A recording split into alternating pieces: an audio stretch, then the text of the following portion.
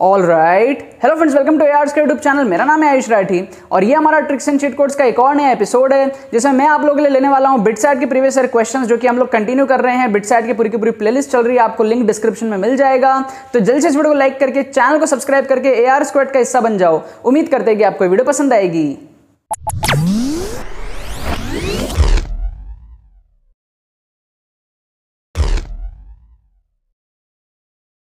तो देखो यहाँ पर मैंने आपके सामने 4 क्वेश्चन ले लिया है बिटसैट 2019 का।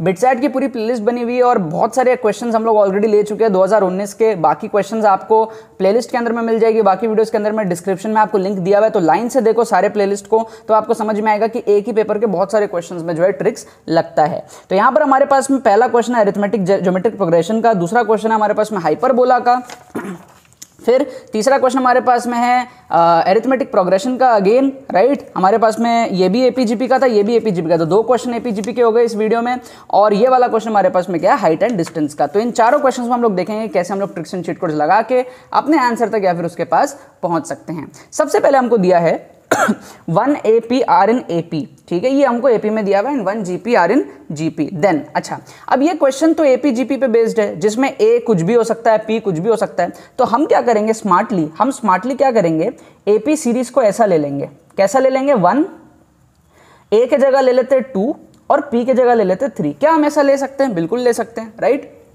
अच्छा, तो GP सीरीज क्या बनेगा, GP सीरीज है 1 GP का, तो यहां पर तो आ गया 1, P की वैल्यू हमने ऑलरेडी ले ली है 3, तो ये आ जाएगा 3। अब यहां पर बीच में क्या आएगा, ऑब्वियसली बात है √3 आएगा, राइट। √3 आएगा क्योंकि हमको GP में रेशियो सेम चाहिए होता है, तो √3/1 का जो रेशियो है वही 3/√3 का रेशियो है। तो ये हमारा एक पर्टिकुलर केस बन गया। क्या बन गया, एक पर्टिकुलर केस बन गया जिसमें हमारी A की वैल्यू क्या आई है, A की वैल्यू हमने ली है 2, P की वैल्यू क्या ली है हमने, P की वैल्यू हमने ली है 3 और G की वैल्यू हमने क्या ली है, G की वैल्यू हमने ली है √3। समझ गए, ये पर्टिकुलर एक केस बन गया। अब हम क्या करेंगे, इस वैल्यूज को पुट कर देंगे ऑप्शंस में और फिर चेक कर लेंगे। तो पहला ऑप्शन सबसे पहले हम चेक करते हैं। If we check the first option we get 1 + 2A। A की वैल्यू कितनी है 2, तो 2 2 4 हो जाएगा, प्लस G² मतलब कि 3। तो ये हमारा 0 कतई ही नहीं हो रहा है, तो ये वाला ऑप्शन एलिमिनेट कर दो, ठीक है। अच्छा, बी ऑप्शन को चेक करो। हमारे पास में 1 + 2A मतलब 2 2 4 माइनस G² मतलब √3 का स्क्वायर मतलब 3। तो ये 5 - 3 2 आ रहा है, तो ये नॉट इक्वल टू 0, तो इसको भी हम लोग एलिमिनेट कर सकते हैं। क्या आपको बात समझ में आ रही है?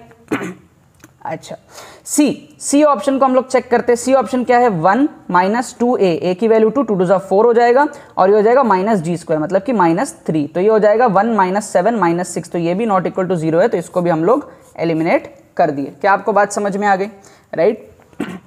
अच्छा, अब हम लोग देखते हैं ऑप्शन डी। तो ऑप्शन डी में हमारे पास में क्या है, 1 - 2 2 4 और ये प्लस G² मतलब कि 3। तो ये आ गया 3 + 1 4 और -4, ये हो गया इक्वल टू 0। ये सेटिस्फाई कर गया, तो ये वाला ऑप्शन हमारा सेटिस्फाई कर गया, हमारा ये आंसर करेक्ट है। समझ गए आप? तो हमको सॉल्व करने की जरूरत ही नहीं पड़ी। अब बच्चे क्या है, बच्चे सोचेंगे यार पता नहीं कैसे सॉल्व होगा, छोड़ देते अगले क्वेश्चन में जाते। नहीं, दिमाग लगाओ, ट्रिक्स लगाओ इस तरीके से। पूरे ट्रिक्स आप लोगों में सिखा रहा हूँ, पूरी प्लेलिस्ट देखो, डिस्क्रिप्शन में लिंक है, ये सारी चीजें सीख लोगे, बहुत ज्यादा अपना स्कोर बूस्टअप कर लोगे। कोई भी आपको जो है फलाना ढिमका यूट्यूबर्स के पास नहीं जाना पड़ेगा, आपको क्रैश कोर्सेज के चक्कर में कुछ भी नहीं करना पड़ेगा। सेल्फ स्टडी करो लास्ट के दिनों में। अगर आपने 2 साल पढ़ा है तो कोई एडिशनल प्रिपरेशन की जरूरत नहीं पड़ती है बिटसैट की, बस आपको ट्रिक्स की जरूरत पड़ती है, प्रीवियस ईयर क्वेश्चंस की जरूरत पड़ती है और एक मोमेंटम की जरूरत पड़ती है, राइट। अच्छा, the foci of the hyperbola is. अब यहाँ पे क्या है, फोकाई निकालना है आपको। अब अगर बच्चे चाहें तो इस क्वेश्चन को छोड़ सकते हैं अगर उनको नहीं आता हो तो, लेकिन मैं एडवाइस करूंगा कि छोड़ो मत, ठीक है। ट्राई करो। कैसे ट्राई करोगे, देखो सबसे पहले तो ये जो पैराबोला, इसको सोचो कि ये होगा क्या, ये क्या होगा, x² / 1/4 हो जाएगा, है ना, और ये हो जाएगा -y² / 1/9 इक्वल टू 1। ये इस फॉर्मेट का हो जाएगा, है ना। ये 1/4 है तभी तो ऊपर जाके 4 बना और ये 1/9 ऊपर जाके 9 बना, राइट। अच्छा, तो ये जो हाइपरबोला है, ये पैराबोला नहीं हाइपरबोला है। तो हाइपरबोला कैसा दिखता है, इस शेप का दिखता है। क्या आपको बात समझ में आई? इस शेप का आपको दिखता है, इस शेप का आपको हाइपरबोला दिखता है, ठीक है। तो ये हमारे पास में हाइपरबोला का शेप हो गया। अच्छा, अब सबसे पहले देखो कि ये वर्टेक्स क्या है, ये जो पॉइंट है ये कितनी है, ये क्या है हमारा 1/4 का रूट 1/2, तो ये हमारा 1/2 मतलब 0.5, तो ये पॉइंट कितनी है 0.5, क्या आपको बात समझ में आ गई? 0.5, अब जो फोकाई होता है, जैसे हमारे पास पैराबोला अगर होता है लेट से, तो पैराबोला अगर होता है तो फोकाई यहाँ पर होता है, उसी तरीके से हाइपरबोला में भी यहाँ एक फोकाई होगा, यहाँ एक फोकाई, दो फोकाई होते हैं यहाँ पे, राइट। अच्छा, तो क्लियरली हमको समझ में आ रहा है कि जो ऑप्शन सी है उसका जो फोकाई है वो तो वाई एक्सिस में है, क्योंकि 0, समथिंग दिया हुआ है तो वाई एक्सिस में लाई कर रहा है प्लस माइनस, तो ये तो हो ही नहीं सकता, तो हम इसको क्या करेंगे? एलिमिनेट कर देंगे।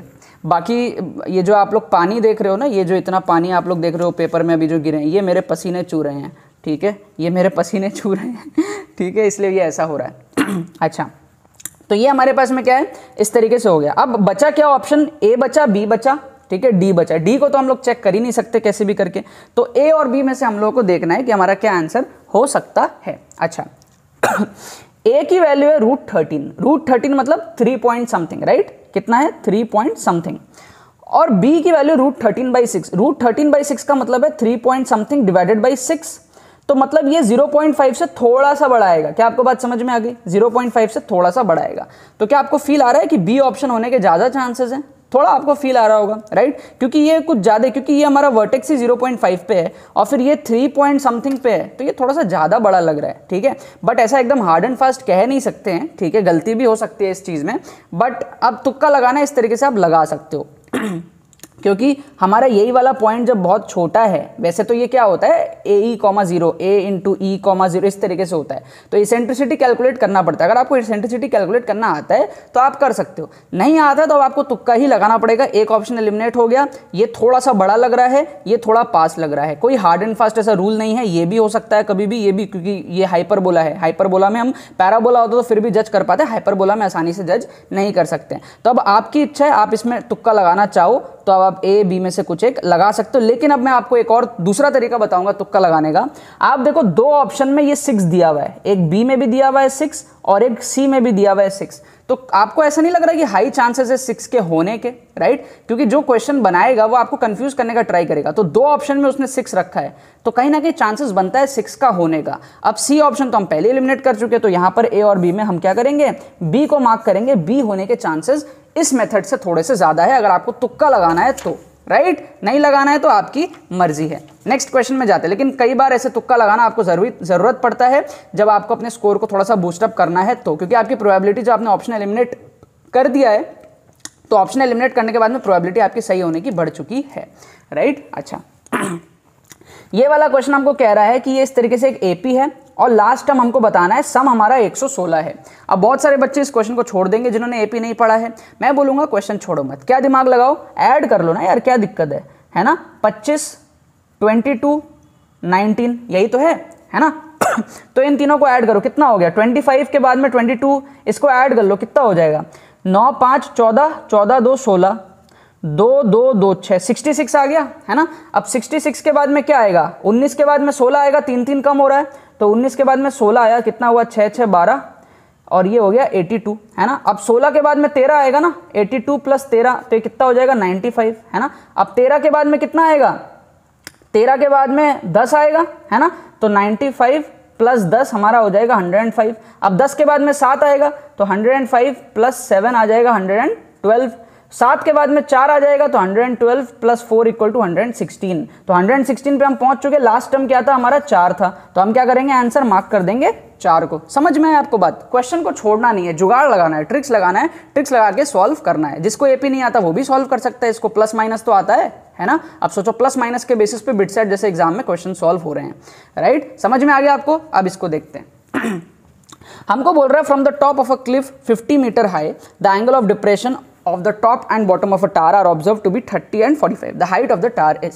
तो हमारे पास में क्या एक क्लिफ है, ये सपोज कर लो एक क्लिफ है 50 मीटर का।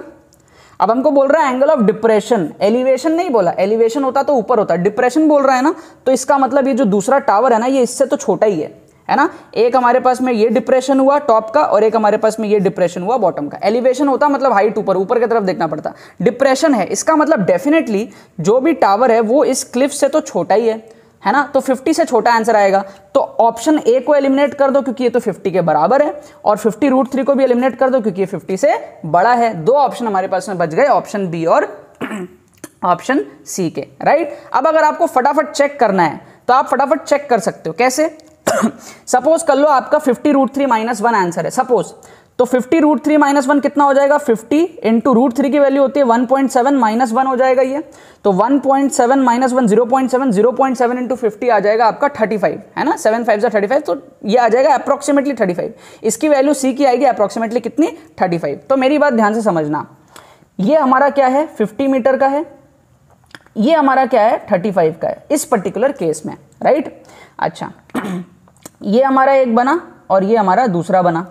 अब ये 45 डिग्री आ रहा है दूसरे वाले का, राइट। तो ये 45 डिग्री अगर आएगा तो ये भी 45 डिग्री आएगा। इसका मतलब ये जो 50 है और ये जो बेस है डिस्टेंस, ये भी 50 हो जाएगी, है ना। इसका मतलब ये 50 हो जाएगा। क्या आपको बात समझ में आ रही है? अगर आपको बेसिक हाइट एंड डिस्टेंस आता है तो आप समझ पाओगे, नहीं तो इग्नोर कर देना इसको, राइट। क्या कह रहा हूं मैं? 45 डिग्री है। अब एंगल वैंगल बनाने का यहाँ पे उतना जगह नहीं मिल रहा है, ठीक है।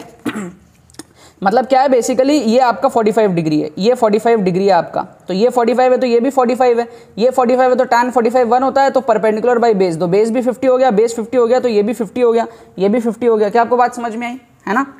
अच्छा, अब अगर ये हाइट की बात करूं, ऊपर वाले हाइट की, तो ये 15 है, क्योंकि 50 - 35 इज 15। तो ये 15 है और ये कितना है? 50 है, राइट। और ये ऊपर वाला जो एंगल था वो 30 डिग्री का था। मतलब ये वाला एंगल जो था, ये वाला 30 डिग्री का, ये पूरा एंगल 45 था, लेकिन ये तो 30 था ना, राइट। तो अगर ये 30 है तो ये भी 30 है ना। तो 30 है तो tan 30 की वैल्यू कितनी होती है? tan 30 डिग्री इक्वल टू 1/√3, है ना। लेकिन हमारे यहाँ पे tan 30 कितना आ रहा है? 15/50, है ना। 15 परपेंडिकुलर बाई बेस 50। तो 15/50 तो क्या हो गया? ये तो हो गया 1/3 के आसपास, क्योंकि 15 3 45 होता है। तो डायग्राम के हिसाब से हमारा tan 30 नहीं आ रहा, 1/3 आ रहा है, लेकिन हमको तो चाहिए था 1/√3 के आसपास। तो ये हमारा सही नहीं है, तो ये वाला ऑप्शन को भी एलिमिनेट कर देंगे, सिर्फ और सिर्फ हमारा डी ऑप्शन बचेगा।